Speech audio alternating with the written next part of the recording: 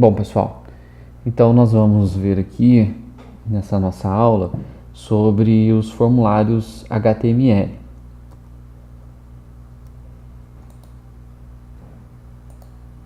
Bom, o que são os formulários HTML? É a principal forma de interação entre o usuário e a página ou aplicação web. Então, toda vez que nós precisarmos entrar em contato com o usuário, que nós precisarmos colher alguns dados do usuário e processar isso de alguma forma, a gente utiliza os formulários. Agora, uma coisa que é importante frisar é o seguinte: esses dados que a gente colhe do usuário, esses dados eles precisam ser processados. Por exemplo, você pede que o usuário, você cria lá um formulário na sua página, onde você solicita que o usuário entre com seus dados para que posteriormente você envie uma mensagem para ele, enfim, você vai fazer algum procedimento com relação a esses dados. Então, provavelmente esses dados precisam ser armazenados num banco de dados. Para isso, a gente precisa de uma linguagem de programação. Então, quando você utiliza um formulário, esses dados são enviados para o servidor, onde está hospedado o site, né? Nesse servidor tem uma linguagem de programação, né, rodando, seja PHP, Python ou Java, e essa linguagem de programação vai processar esses dados e fazer o procedimento que for necessário. Por exemplo, né, armazenar esses dados num banco de dados. Tá? Porém, no nosso caso aqui, como a gente não está trabalhando com linguagem de programação, a gente não vai ver isso. A gente só vai ver como que a gente cria o formulário, quais que são as estruturas, né, que compõem, quais que são os elementos que compõem o formulário. Né? Para testar o recebimento desses dados lá no servidor, a gente ia precisar de uma linguagem de programação. Né? E vocês vão ver isso mais para frente no curso. Um formulário pode conter vários componentes, tá? Como select box, buttons, checkbox e radio buttons. Geralmente esses componentes eles são acompanhados pelo elemento label, que serve para descrever o componente, tá? Principalmente os elementos input, como a gente vai ver. Uma outra coisa também interessante é que o elemento label, além de colocar uma descrição antes do campo, por exemplo, eu crio lá um campo texto, né, e aí eu coloco lá a descrição desse campo, nome, para a pessoa saber que naquele local ela vai inserir o nome dela. Porém, eu poderia colocar um parágrafo, eu poderia colocar um elemento spam. Por que utilizar o label? O label é interessante a gente utilizar por questão de acessibilidade. Né? Quando um leitor de tela está lendo a página para uma pessoa, por exemplo, com deficiência visual, né, o leitor de tela entende que aquele label, né, no label a gente coloca qual que é o elemento que está relacionado àquele label. Então, no elemento label, lá no name dele, a gente vai colocar o ID do input. Então, quando o leitor de tela estiver lendo aquele label, ele vai falar, né, para o usuário qual que é o campo que está relacionado àquela descrição.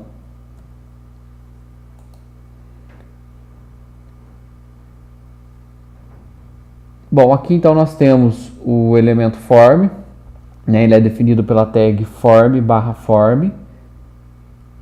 Basicamente, o elemento form ele tem dois atributos, o action e o elemento method. O action ele vai definir a URL para onde os dados vão ser processados. Então é nesse momento aqui que entra aquilo que eu falei para vocês. Quando eu clico lá em enviar, eu estou preenchendo um formulário lá no site e clico em enviar, esses dados são enviados por alguma página lá no servidor onde está hospedado o site. Então, essa página vai processar esses dados e executar alguma rotina. Por exemplo, lá no Action eu poderia colocar verificar login.php. Ou seja, essa página verificar login.php possivelmente ia ter um script PHP que ia pegar os dados que o usuário colocou no formulário, né, comparar com os dados que estão salvos no banco de dados e verificar se essa pessoa pode logar na página ou não. Então o action é onde eu defino o caminho, onde eu defino a URL para onde esses dados vão ser enviados. E o atributo method, ele diz respeito a qual método do protocolo HTTP, né, será utilizado. Geralmente a gente utiliza o post, porque o post os dados vão, né, não entrando em muitos detalhes, mas os dados eles vão no cabeçalho, né, da requisição HTTP, e esses dados então eles ficam, vamos dizer assim, mais encapsulados. Quando a gente utiliza o GET, esses dados eles vão na URL, então fica explícito para o usuário quais são esses dados. E esses dados podem ser sensíveis e tal, então geralmente é interessante utilizar o post. Bom, e aí no formulário a gente tem basicamente, não são categorias, mas a maioria dos elementos no formulário são elementos input. E a gente tem também os elementos test-área e o elemento select, que não são inputs, né? Então a gente vai ver aqui primeiro os elementos input, depois a gente vê esses dois elementos que não são input. Então os elementos input, eles permitem que o usuário entre com alguma informação e são os principais elementos de um formulário. Existem vários tipos de elementos input. E o tipo é definido pelo atributo type. Então eu vou ter lá input, type, e no type eu vou definir, né? Type é um atributo do elemento input, qual que é o tipo desse input. Por exemplo, o input type text, ele vai criar um campo de uma linha para que o usuário insira, né, um texto, o nome, alguma outra informação, e-mail, por exemplo, apesar que depois a gente vai ver que existe um específico, né, na HTML5 para e-mail, mas enfim, ele vai criar lá um campo de linha para inserção de texto.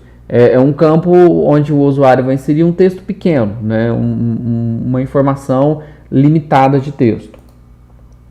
Olha aqui só para vocês verem um exemplo. Então aqui eu tenho a criação do formulário e aqui input type text, aqui o nome desse input, né, o atributo nome, first name. Lembrando, gente, que esse name aqui, ele não aparece aqui na tela do usuário, né? Aqui eu tenho como que isso vai aparecer na tela do navegador. O que está aparecendo aqui, esse first name, é o que está definido aqui. Nesse caso aqui, ele não utilizou label, tá? Mas é o que está escrito aqui. Esse first name aqui é um atributo, né? O atributo nome de um input. Tá? Isso aqui a gente vai utilizar depois para CSS, enfim, para identificar é uma forma de identificação e de marcação do input. Tá? Então aqui eu tenho dois inputs, dois inputs text, um first name e um last name.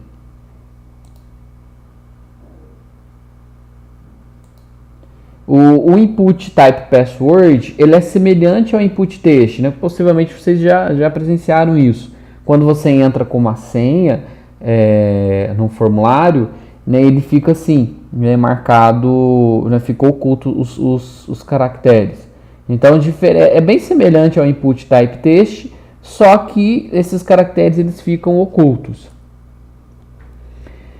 O input type submit, ele cria um botão, certo? E esse botão, ao ser clicado, o que ele vai fazer? Ele vai acionar o action lá do meu form. Lembra que eu falei para vocês que o action é onde eu coloco o caminho para onde esses dados vão ser enviados no servidor? Então, quando eu clico no botão aqui, submit, o que vai acontecer? Esses dados vão ser enviados, né? Acontece a ação de enviar esses dados para aquele caminho que eu defini lá no action. Nós temos também o input type radio. O que ele faz? Ele vai criar um botão, né, do tipo radio, ou seja, ele vai permitir uma escolha, né, escolher uma alternativa entre várias opções. Ele vai criar ali uma lista de opções, aonde eu vou poder selecionar qual que é a opção. Então, é interessante perceber o seguinte: No elemento input type radio, eu vou criar, né, vários inputs, certo? O nome vai ser o mesmo. Por que o nome é o mesmo? Porque se trata de mesma questão, por exemplo, aqui de gênero, né? E aqui eu vou mudando os valores de acordo com o que está aqui na descrição. Então, se ele clicar aqui se ele selecionar aqui em Other, significa que o value é Other, né? E assim sucessivamente, tá? Então, o atributo value, né, no input diz respeito né, ao valor que aquela opção corresponde. O input type checkbox ele é semelhante ao radio, porém nesse caso é permitido ao usuário selecionar mais de uma opção. Então ele cria uma lista. No caso do radio, se você clica num e depois você clica no outro, o de cima é desmarcado. Nesse caso não, eu poderia aqui selecionar os dois, tá?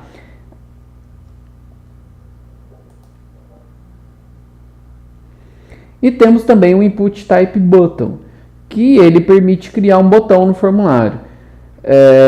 Mais a título de informação, a gente utiliza mais isso quando você está trabalhando com JavaScript, tá? Só para vocês conhecerem mesmo. Então você cria aqui um botão.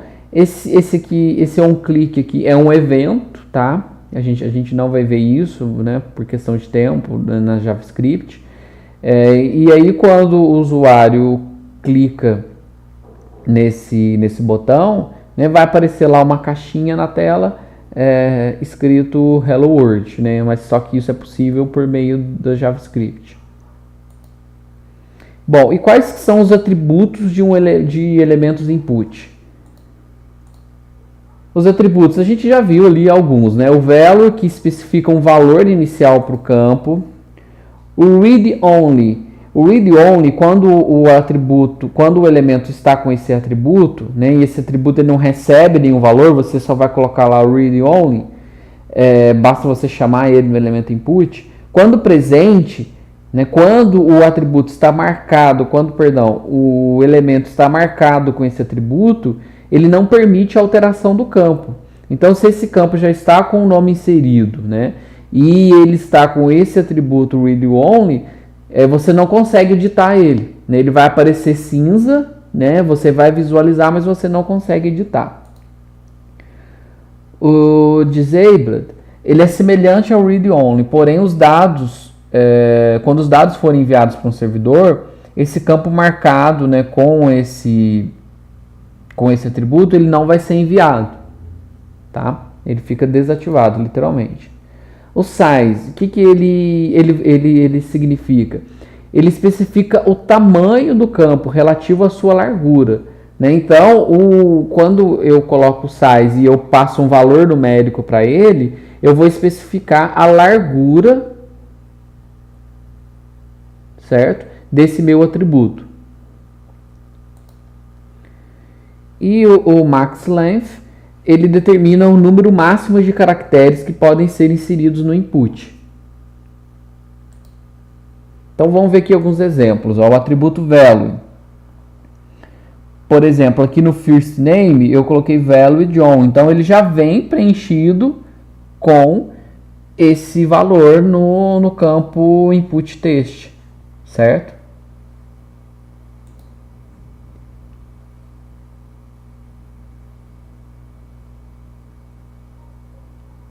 Aqui nós temos o exemplo de um input text com o atributo disabled, né? Ele fica aqui cinza, como mostrei para você, como falei para vocês.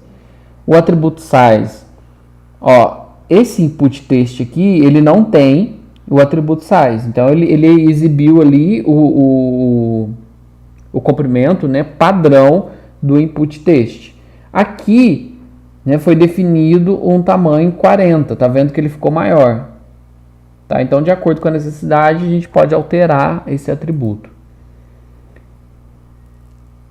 Nesse caso aqui, visivelmente não tem, né, nenhuma diferença, mas eu estou determinando que o número máximo de caracteres, né, para o input text aqui, first name, é 10. Bom, como eu disse para vocês, além dos elementos input, nós temos também os elementos select e testiário. O elemento select, ele vai criar uma lista de opções para seleção. A tag select, ela vai criar o elemento e cada opção, né, da lista é definida pela tag option. O atributo value de cada item da lista corresponde ao valor que aquele item deve conter.